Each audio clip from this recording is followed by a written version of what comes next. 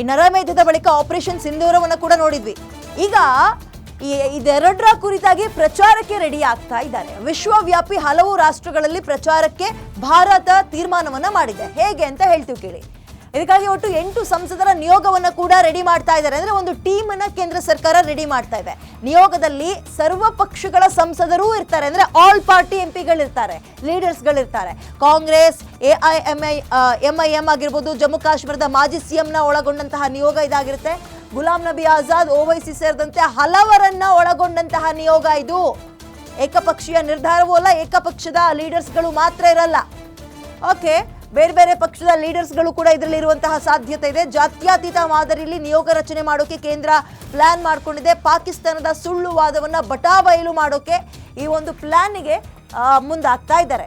ಪಾಕಿಸ್ತಾನಕ್ಕೆ ಭಾರತ ಕೊಟ್ಟಿರುವ ಮರ್ಮಾಘಾತವನ್ನ ವಿವರಿಸ್ತಾರೆ. ಅಂದ್ರೆ ಇಲ್ಲಿ ತನಕ ಸುಮ್ಮನಿದ್ವಿ, ತಂಟೆಗೆ ಬರ್ತಾ ಇದ್ರು ಕೂಡ ಸುಮ್ಮನಿರ್ತಾ ಇದ್ವಿ, ಬಟ್ ಈಗ ಯಾವ ರೀತಿಯ ಉತ್ತರ ಕೊಟ್ಟಿದ್ದೀವಿ ನೋಡಿ ಅಂತ ಹೇಳೋದಕ್ಕೆ ಸರ್ವ ಪಕ್ಷದ ನಿಯೋಗ ಅಂದ್ರೆ ಈಗ ಎಲ್ಲ ಲೀಡರ್ಸ್ಗಳನ್ನ, ಆಲ್ ಪಾರ್ಟಿ ಒಂದು MP ಮತ್ತು ಲೀಡರ್ಸ್ಗಳನ್ನು ಒಳಗೊಂಡಂತೆ ಒಂದು ಟೀಮನ್ನು ರೆಡಿ ಮಾಡಿಕೊಂಡು ಇಡೀ ವಿಶ್ವಕ್ಕೆ ಪಹಲ್ಗಾಮ್ನಲ್ಲಿ ಏನಾಯಿತು ಅದಕ್ಕೆ ನಾವು ಯಾವ ರೀತಿಯ ಉತ್ತರವನ್ನು ಕೊಟ್ವಿ.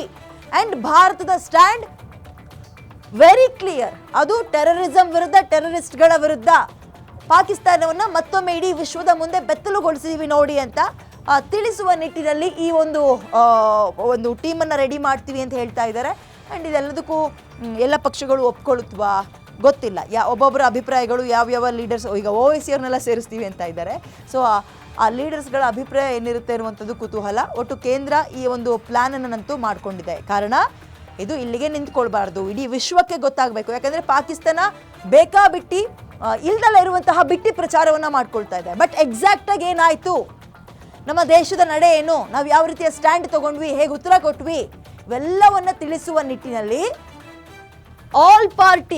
ಆಲ್ ಪಾರ್ಟಿಯ ಎಲ್ಲ ಅಂದರೆ ಕೆಲ ನಾಯಕರುಗಳನ್ನು ಆಯ್ಕೆ ಮಾಡಿಕೊಂಡು ಒಂದು ಟೀಮನ್ನು ರಚನೆ ಮಾಡ್ಕೊಳ್ಳೋದ್ರ ಮುಖಾಂತರ ಇಡೀ ವಿಶ್ವಕ್ಕೆ ಈ ಮೆಸೇಜನ್ನು ಸೆಂಡ್ ಮಾಡೋಕ್ಕೆ ರೆಡಿ ಆಗ್ತಿದ್ದಾರೆ.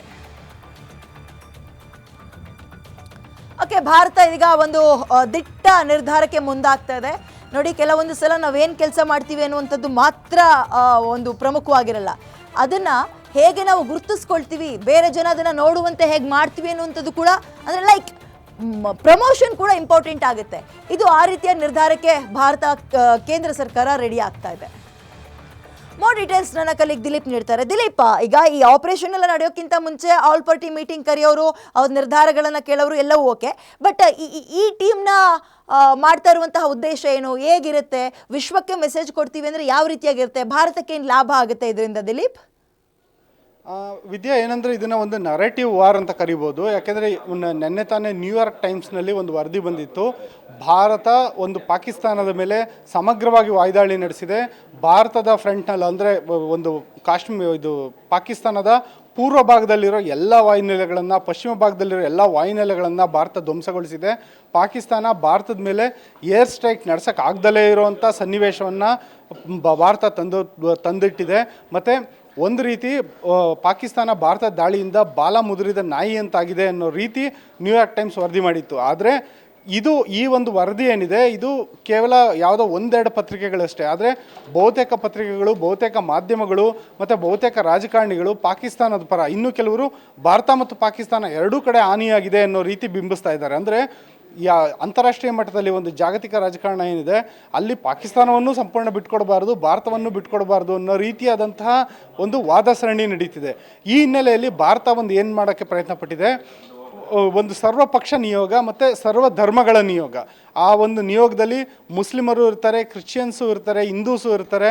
ಎಲ್ಲ ಒಂದು ನಾಯಕರ ಒಂದು ನಿಯೋಗವನ್ನು ಸುಮಾರು 6ರಿಂದ 8 ದೇಶಗಳಿಗೆ ಸುಮಾರು ಒಂದು 10ರಿಂದ 15 ದಿನಗಳ ಕಾಲ ಕಳಿಸ್ಕೊಟ್ಟು, ಅದರಲ್ಲೂ ಪಾಶ್ಚಿಮಾತ್ಯ ದೇಶಗಳಿಗೆ ಕಳಿಸ್ಕೊಟ್ಟು ಅಲ್ಲಿ ಸುದ್ದಿಗೋಷ್ಠಿಗಳನ್ನು ನಡೆಸಿ ಭಾರತ ಆಪರೇಷನ್ ಸಿಂಧೂರದ ಬಳಿಕ ಏನೆಲ್ಲ ದಾಳಿ ಮಾಡ್ತು, ಪಹಲ್ಗಾಮ್ ದಾಳಿ ವೇಳೆ ಯಾವ ರೀತಿ ಪಾಕಿಸ್ತಾನ ಭಾರತದಲ್ಲಿ ಹಿಂದೂ ಮತ್ತು ಮುಸ್ಲಿಮರ ನಡುವೆ ಒಂದು ಕೋಮು ಸಂಘರ್ಷವನ್ನು ತಂದಿಡೋಕ್ಕೆ ಪ್ರಯತ್ನ ಪಡ್ತು, ಧರ್ಮ ಕೇಳಿ ಗುಂಡಾರಿಸೋದ್ರ ಮೂಲಕ ಭಾರತದಲ್ಲಿರೋ ಹಿಂದೂಗಳು ಮುಸ್ಲಿಮರ ವಿರುದ್ಧ ಮುಗಿಬೀಳಲಿ, ಮುಸ್ಲಿಮರು ಅಭದ್ರತೆಯಲ್ಲಿ ಇರಲಿ ಅನ್ನೋ ರೀತಿಯಾದಂಥ ಯಾವ ರೀತಿಯಾದ ವಾತಾವರಣ ಸೃಷ್ಟಿಸ್ತು. ಆ ನಂತರ ಭಾರತ ಏನೊಂದು ಆಪರೇಷನ್ ಸಿಂಧೂರ್ ನಡೆಸ್ತು. ಆ ವೇಳೆ ಭಾರತ ಗುರಿಯಾಗಿಸಿದ್ದು ಯಾರನ್ನ, ಭಾರತ ಸಾಮಾನ್ಯ ಜನರನ್ನು ಗುರಿಯಾಗಿಸಿಲ್ಲ. ಯಾಕೆಂದರೆ ಪಾಕಿಸ್ತಾನ ಒಂಥರ ಹಮಾಸ್ ಉಗ್ರ ರೀತಿಯಲ್ಲಿ ವಾದ ಮಾಡ್ತಿದೆ, ಮಹಿಳೆಯರ ಮೇಲೆ ಮಕ್ಕಳ ಮೇಲೆ ಭಾರತ ದಾಳಿ ಮಾಡಿದೆ ಅಂತ. ಆದರೆ ಭಾರತ ಮಹಿಳೆಯರು ಮತ್ತು ಮಕ್ಕಳನ್ನು ಗುರಿಯಾಗಿಸಿಲ್ಲ. ಭಾರತ ಕೇವಲ ಉಗ್ರ ನೆಲೆಗಳನ್ನು ಮಾತ್ರ ಗುರಿಯಾಗಿಸಿತ್ತು. ಯಾವಾಗ ಪಾಕಿಸ್ತಾನ ಅಂದರೆ ಭಾರತ ಉಗ್ರರ ನೆಲೆಗಳನ್ನು ಧ್ವಂಸಗೊಳಿಸಿದ ನಂತರ ಪಾಕಿಸ್ತಾನ ಯಾವಾಗ ಭಾರತದ ಸಾರ್ವಜನಿಕರ ಮೇಲೆ ಮತ್ತು ಜನವಸತಿ ಪ್ರದೇಶಗಳ ಮೇಲೆ ದಾಳಿ ನಡೆಸ್ತು, ಅದಕ್ಕೆ ಪ್ರತ್ಯುತ್ತರವಾಗಿ ಪಾಕಿಸ್ತಾನ ಸೇನಾ ನೆಲೆಗಳ ಮೇಲೆ ದಾಳಿ ಮಾಡ್ತು. ಮತ್ತು ಭಾರತ ಪಾಕಿಸ್ತಾನದ ಯಾವುದೇ ಅಣ್ವಸ್ತ್ರ ನೆಲೆಗಳ ಮೇಲೆ ದಾಳಿ ಮಾಡೇ ಇಲ್ಲ. ಭಾರತ ಕೇವಲ ಸೇನಾ ನೆಲೆಗಳು ಮತ್ತು ವಾಯು ನೆಲೆಗಳನ್ನು ಧ್ವಂಸ ಮಾಡಿದೆ. ಪಾಕಿಸ್ತಾನದ ಏನು ವಾಯು ರಕ್ಷಣಾ ವ್ಯವಸ್ಥೆ ಇತ್ತು ಅದನ್ನು ಮಾತ್ರ ಧ್ವಂಸ ಮಾಡಿದೆ ಅಂತ ಈ ಒಂದು ಮಾಹಿತಿಯನ್ನು ಸಮಗ್ರವಾಗಿ ಈ ಎಲ್ಲ ಸಂಸದರು ಒಂದು ವಿವರಣೆ ಕೊಡುವಂಥ ಉದ್ದೇಶ ಇದೆ. ಜೊತೆಗೆ ಈ ಪಾಕಿಸ್ತಾನ ಏನೊಂದು ಭಾರತದ ಮೇಲೆ ಪ್ರತಿದಾಳಿ ನಡೆಸ್ತು, ಆ ವೇಳೆ ಭಾರತದ ವಾಯುನೆಲೆ ಆಗಿರ್ಬೋದು, ಭಾರತದ ಸೈನ್ಯ ಆಗಿರ್ಬೋದು, ಯಾವುದೇ ರೀತಿ ಹಾನಿಯಾಗಿಲ್ಲ. ಮತ್ತು ಪಾಕಿಸ್ತಾನ ಪದೇ ಭಾರತದ ಧಾರ್ಮಿಕ ಕೇಂದ್ರಗಳ ಮೇಲೆ ದಾಳಿ ಮಾಡೋದ್ರ ಮೂಲಕ ಭಾರತದಲ್ಲಿ ಧರ್ಮಗಳ ನಡುವೆ ಎತ್ತಿಕಟ್ಟುವಂಥ ಪ್ರಯತ್ನ ಮಾಡಿತ್ತು ಅನ್ನೋದನ್ನು ಈ ಸಂಸದರು ವಿವರಿಸಬೇಕು ಅನ್ನೋದು ಕೇಂದ್ರದ ಉದ್ದೇಶ. ಮತ್ತು ಇದೊಂದು ಅದ್ಭುತ ಸ್ಟ್ರಾಟಜಿ ಅಂತ ಕರಿಬೋದು. ಯಾಕೆಂದರೆ ಇವು ಅಂತಾರಾಷ್ಟ್ರೀಯ ಮಟ್ಟದಲ್ಲಿ ಏನಾಗುತ್ತೆ, ಮಾಧ್ಯಮಗಳಲ್ಲಿ ನಮ್ಮ ಈಗಾಗಲೇ ಭಾರತದ ವಿದೇಶಾಂಗ ಸಚಿವಾಲಯದ ಹಲವು ದೇಶಗಳ ಒಂದು ರಾಯಭಾರಿಗಳೇನಿದ್ದಾರೆ ಅವರು ಆಯಾ ದೇಶದ ಮಾಧ್ಯಮಗಳಲ್ಲಿ ಹೋಗಿ ಮಾತನಾಡ್ತಿದ್ದಾರೆ. ಭಾರತಕ್ಕೆ ಏನೆಲ್ಲ ಹಾನಿಯಾಯಿತು, ಭಾರತ ಆಪರೇಷನ್ ಪಹಲ್ಗಾಮ್ ವೇಳೆ ಭಾರತಕ್ಕೆ ಯಾವ ರೀತಿ ತೊಂದರೆ ಆಯಿತು, ಭಾರತ ಯಾವ ರೀತಿ ದಿಟ್ಟ ಪ್ರತ್ಯುತ್ತರ ಕೊಟ್ಟಿದೆ ಅನ್ನೋದನ್ನೆಲ್ಲ ವಿವರಿಸ್ತಾ ಇದ್ದಾರೆ. ಜೊತೆಯಲ್ಲೇ ಈ ಒಂದು ಸಂಸದರ ನಿಯೋಗ, ಅದರಲ್ಲೂ ಸರ್ವಧರ್ಮಗಳ ನಿಯೋಗ ಹೋದಾಗ ಒಂದು ಭಾರತದ ಒಂದು ಧಾರ್ಮಿಕ ಭಾವೈಕ್ಯತೆ ಎಷ್ಟು ಮಟ್ಟಿಗಿದೆ ಅನ್ನೋದನ್ನು ಬಿಂಬಿಸ್ದಂಗೆ ಆಗುತ್ತೆ. ಜೊತೆಗೆ ಪಾಕಿಸ್ತಾನದ ನಿಜ ಬಣ್ಣವನ್ನು ಕೂಡ ಬಯಲು ಮಾಡ್ದಂಗೆ ಆಗುತ್ತೆ.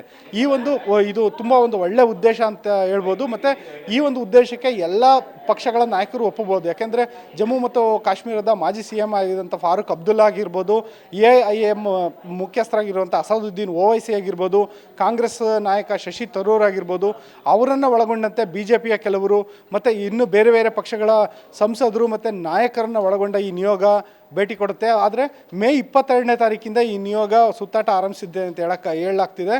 ಈ ನಿಯೋಗದ ಸದಸ್ಯರ ಒಂದು ಅಂತಿಮ ಪಟ್ಟಿ ಇನ್ನಷ್ಟೇ ಬರಬೇಕಾಗಿದೆ ವಿದ್ಯಾ.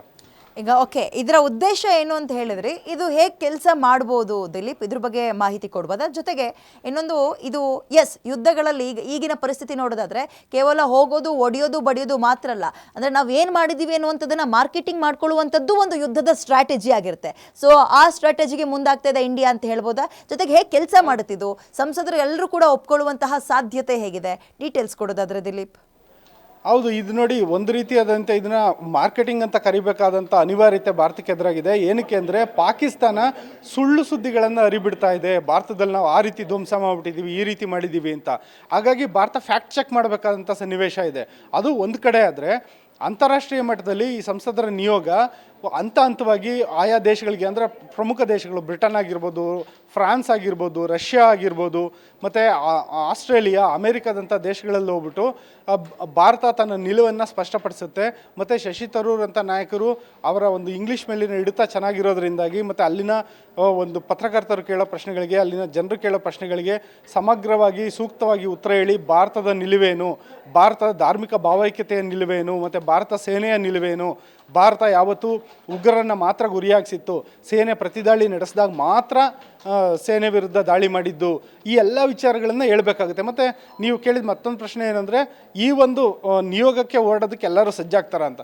ಖಂಡಿತವಾಗಿ. ಯಾಕೆಂದರೆ ಒಂದು ಸರ್ವಪಕ್ಷ ನಿಯೋಗ, ಈ ಸರ್ವಪಕ್ಷ ನಿಯೋಗ ಆಗಿರುತ್ತಿದ್ದು, ಮತ್ತು ಈ ಹಿಂದೆ ನಡೆದ ಸರ್ವಪಕ್ಷ ಸಭೆಯಲ್ಲೂ ಕೂಡ ಎಲ್ಲ ಪಕ್ಷಗಳು ಒಂದು ಭಾರತ ಸರ್ಕಾರ ಪರ ನಿಂತಿದ್ದು. ಮತ್ತು ದೇಶದ ಒಳಗಡೆ ಬೇರೆ ಪಕ್ಷಗಳ ನಾಯಕರು ಬೇರೆ ರೀತಿಯಾದಂಥ ಹೇಳಿಕೆಗಳನ್ನು ಕೊಡ್ಬೋದು ಅವರ ರಾಜಕೀಯ ಉದ್ದೇಶಗಳಿಗಾಗಿ.